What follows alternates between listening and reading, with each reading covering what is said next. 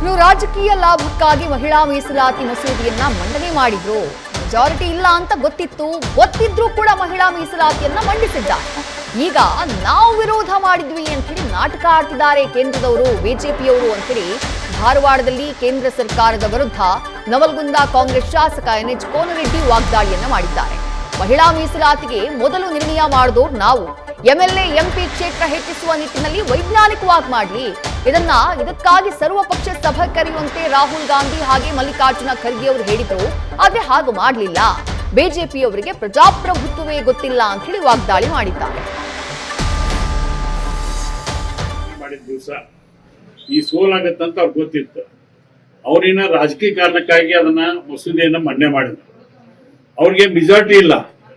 Majority ಇರದೇ ಇದ್ರು ಕೂಡ ಇವತ್ತು ಈ ರೀತಿಯಾಗಿ ಅವರು ಮಂಡನೆ ಮಾಡಿ ಅದಕ್ಕೆ ಇಡೀ ದೇಶದಾಗ ನಾವು ವಿರೋಧ ಮಾಡಿದ್ವಿ, ಹಂಗೆ ಮಾಡಿದ್ವಿ ಅಂತ ನಾಟಕ ಮಾಡ್ಕೊಂಡ್ರ.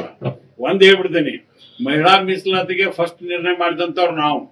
ಇವತ್ತು ಅವರು ಇವನ್ನ ಏನು ಅಸೆಂಬ್ಲಿ ಕಾನ್ಸ್ಟಿಟ್ಯೂನ್ಸಿ ಮತ್ತು MP ಕಾನ್ಸ್ಟಿಟ್ಯೂನ್ಸಿ ಹೆಚ್ಚು ಮಾಡ್ಬೇಕು ಅನ್ನುವಂತ ಒಂದು ದೃಷ್ಟಿಯೊಳಗೆ ಅದಕ್ಕೆ ಏನು ವೈಜ್ಞಾನಿಕವಾಗಿ ಮಾಡ್ಲಿ. ಈಗ ಉತ್ತರ ಪ್ರದೇಶಕ್ಕೆ ಹೆಚ್ಚು ಸಿಗ್ತಾವು, ನಮ್ಗೆ ಕಡಿಮೆ ಸಿಗ್ತಾವು. ಆ ವೈಜ್ಞಾನಿಕವಾಗಿ ನಾವೆಲ್ಲರೂ ಕೂಡ್ಕೊಂಡು ಆ ತೀರ್ಮಾನಕ್ಕೆ ಬಂದ್ರೆ ಮಾತ್ರ ಸಾಧ್ಯ ಐತಿ.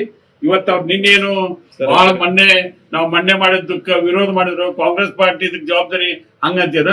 ಎಲ್ಲ ಈಗ ಸರ್ವಪಕ್ಷ ಸಭೆ ಕರಿಬೇಕು ಅಂತ ಸನ್ಮಾನ್ಯ ರಾಹುಲ್ ಗಾಂಧಿ ಅವರು, ಸನ್ಮಾನ್ಯ ಮಲ್ಲಿಕಾರ್ಜುನ ಖರ್ಗೆ ಸಾಹೇಬರು ಸರ್ವಪಕ್ಷ ಸಭೆ ಯಾಕಿರ್ಲಿಲ್ಲ?